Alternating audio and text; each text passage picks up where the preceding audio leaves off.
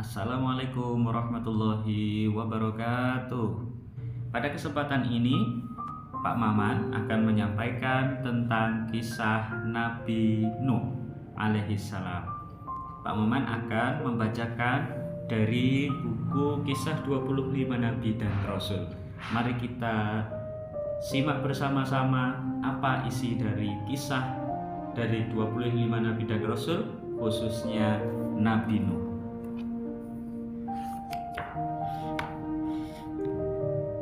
Pernahkah anak-anak melihat perahu kayu yang sangat besar? Pada zaman dahulu, Nabi Nuh dan para pengikutnya sudah membuatnya loh. Kenapa Nabi Nuh membuat perahu ya? Yuk kita simak ceritanya. Nabi Nuh berhadapan dengan kaumnya yang menyembah berhala.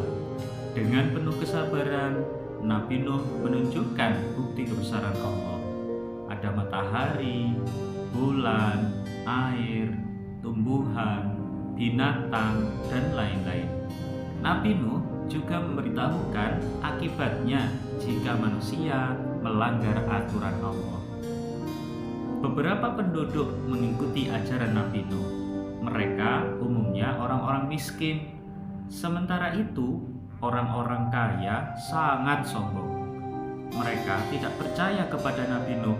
Malah mereka mengejek dan mencemooh Nabi Nuh dan pengikutnya. Kalau itu ajaran dari Allah, pasti Allah mengutus malaikat, bukan manusia seperti kamu, kata penduduk yang menolak ajaran Nabi Nuh.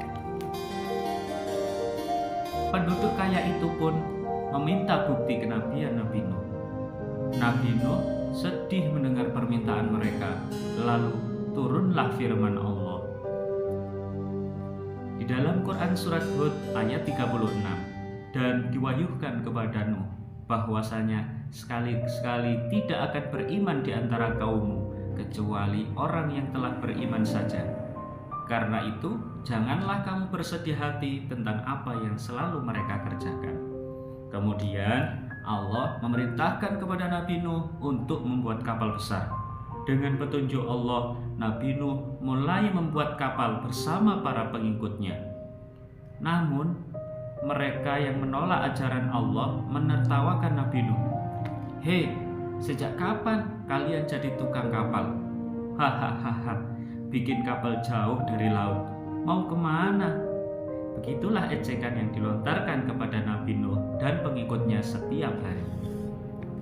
Kapal pun selesai dibuat. Sesuai perintah Allah, Nabi Nuh membawa keluarganya, orang-orang beriman, dan sepasang dari setiap jenis binatang ke dalam kapal. Dengan sepasang dari setiap jenisnya, binatang-binatang itu bisa berkembang biak. Tiba-tiba turunlah hujan yang sangat deras. Dalam sekejap, seluruh kota dilanda banjir besar. Bangunan-bangunan tinggi tertutup air. Tidak ada satupun tempat yang aman dari banjir, kecuali kapal Nabi Nuh.